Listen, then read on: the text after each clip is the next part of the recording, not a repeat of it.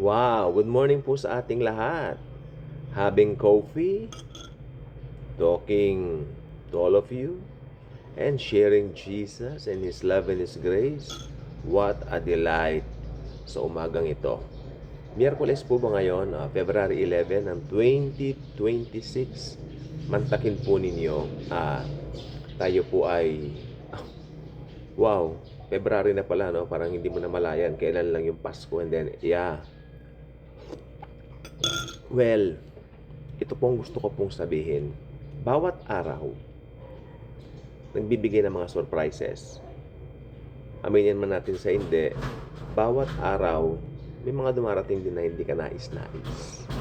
Mga ayaw natin. Sandali lang po.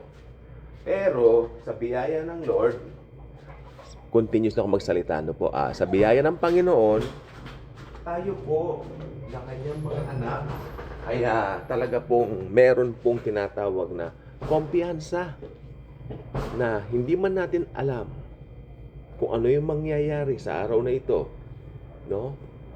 Alam niyo po ba, minsan gabi na nakagat pa ako ng aso. Gabi na. As if, hindi naman po gabi, ganun kagabi, as takip silim na. Nakagat pa ako ng aso, dumating yun. Minsan nagtanong ako, Lord, it started right, tapos ngayon nakagat ako, ganun-ganon.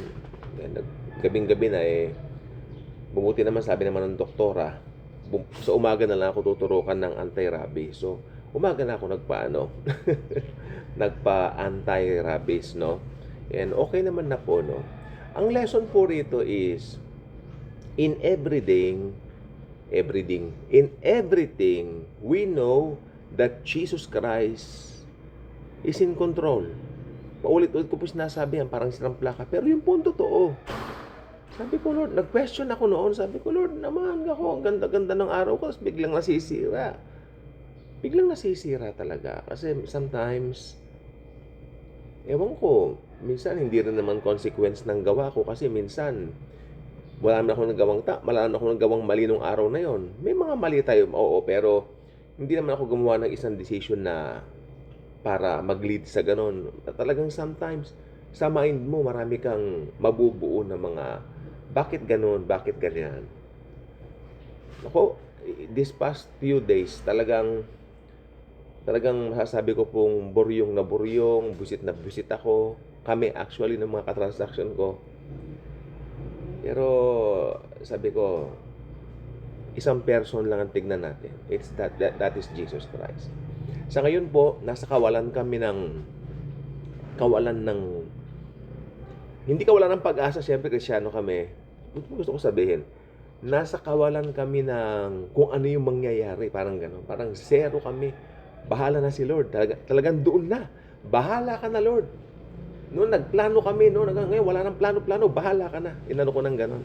Yun ang usapan namin. Wala nang plano-plano, bahala na si Lord. Kasi ang dami namin plano noon. Minsan wag na tayong magplano, hayaan na natin ang Panginoon. May nakalagay kasi sa Bible, nagplaplano ang tao, pero ang kasagutan, katugunan, si Jesus lang din ang magbibigay. Paano ko ba sasabihin ito na hindi harsh? Kasi dito po sa ating vlog po, totoo lang ako dito eh. Hindi ako nag-e-edit dito. Ayaw ko. Gusto ko yan sa loobin ko. Yun ang ma-acquire ninyo, makuha ninyo.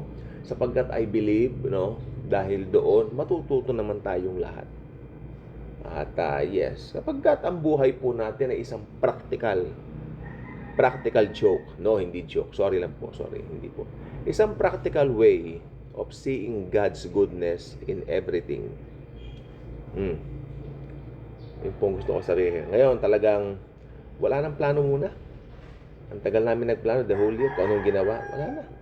Bahala na si Lord. No? At naniniwala ako, makinig po, kung hindi ka na nagplaplano, hinahayaan mo na sa kamay ni Jesus lahat, gagawa siya ng maganda. When you are resting, Jesus is working.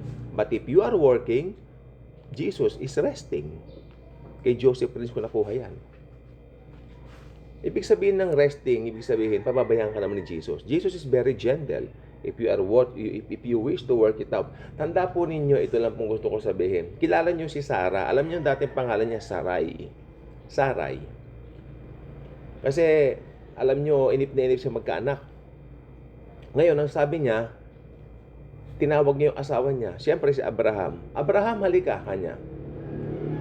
Pwedeng makisiping ka doon sa aking alipin. Maganda yung alipin ko. Ang pangalan niya Hagar, si Hagar, no. Magsiping kayo dahil wala naman tayong anak. Yung magiging bunga ninyo, yun na lang ang ating magiging anak. Pero hindi naman po ganun na nangyari. Ano po ba nangyari? So nagtalik si Abraham at si Hagar. Maganda si Hagar. Egyptian po si Hagar, tandaan nyo. Nagtalik, nagsiping, nakabuo. Okay? Ngayon, ang nangyari, ang pangalan ng bata, si Ishmael. Hindi po ba? Alam naman natin yan. Pero si Hagar, yung plano ni Sarai, ay hindi po nangyari. Dahil sa nakikita ko po ito sa takbo ng story sa Bible, ito po si Hagar, siya nag-aalaga sa anak niya. Pinagmamalaki niya si Ismael, bunga ni Abraham. Hindi po ba? Ngayon, tinutuyan na ngayon ni Hagar si Sarai. Walang anak, matanda. No? Pero, alam niyo po ba kung bakit nangyari yon? Tinulungan ni Sarai ang Diyos para mabuo yung kanyang ninanais na anak. Pero God is good all the time. Sabi nga ni Don Moen. At ang sabi ng aklat na ito, Bible, God is good kasi nung si Sarai ay masyado nang natutuya, no? Masyado na siyang lugmok sa kahihiyan dahil wala nga po siyang anak. Pinalabas na po ng Diyos si Abraham nung gabi. Tumingin ka dito sa taas, sa langit. Bilangin mo nga lahat ng bituin. Gaano ba karami ang bituin niya? Naku, Panginoon, sobrang dami po. Sabi ng Lord kay Abraham, ganyan din karami magiging descendants mo. Opo, kasiguro niya dahil may anak naman na ako si Ismael. No, hindi kay Ismael. Sa magiging anak mo kay Sarai. Then one day, nagkwento lang po ako talaga, no? Dumating yung mga angel, natawa pa nga si Sarai kasi sabi kasi ng angel, magkakaanak daw si Sarai. Natawa si Sarai. Sabi ng angel, bakit ka tumawa, Sarai? Hindi po ako tumawa, ni Sarai. Hindi ako tumawa. Sabi niya ganon. Hindi ako tumawa. No, tumawa ka. Sapagkat ng isa po sa angel na yun, gusto niya malaman kung sino si Jesus Christ. Hindi pa nagkakatawang tao. Siya po ang Diyos. Nagpapakita nung sa Old Testament, makinig po mabuti, sa anghel. Kaya minsan may mga vision si Jeremiah, si Daniel, sa isang angel, si Jesus Christ po yun. Pero Diyos siya, syempre. Hindi pa nagkakatawang tao. So, ganon. Then, to make the long story short, nanganak nga po si Sarai, later on tinawag na Sarah. Sapagkat ang Sarah nangangahulugan ng highly favored siya, na siya ay pinaburan ng Diyos at siya ay nagkaroon ng anak at tinanggal siya sa kanyang kahihiyan. Okay? Kaya yun po ang Sarah. Dating Sarai, ngayon Sarah.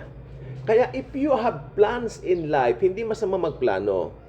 Pero wag mong pangungunahan ng Panginoon. Sabi ng Bible, gumagawa tayo ng mga plano, pero ang Panginoon pa rin ang naggagawa ng katuparan ng lahat ng ito.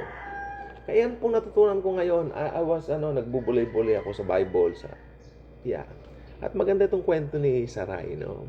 At later on, from being barren, na walang anak, nagkaroon siya ng anak. Ito nga po si, yung anak po nila ni Abraham, no? Sa kanya po nagmula ang lahing Israel. Yung po si Isaac, na later on naging anak niya si Jacob. Dumami ang bansa, ang Israel. Ang mga tao sa bansa niyo tinawag na Israel later on. So, yun lang pong gusto ko sabihin sa inyo ngayon. Basa tayo ng verse, sabi sa Philippians 4:6-7, be anxious for nothing, but in everything by prayer and supplication with thanksgiving, let your requests be made known to God. Okay? And the peace of God, which surpasses all comprehension, will guard your hearts and your minds in Christ Jesus. So maraming salamat po. Kung hindi ba Good Vibes, mag-Good Vibes na. Click mo ang subscribe button. Share Jesus, share His love. Kapit tayo. God bless.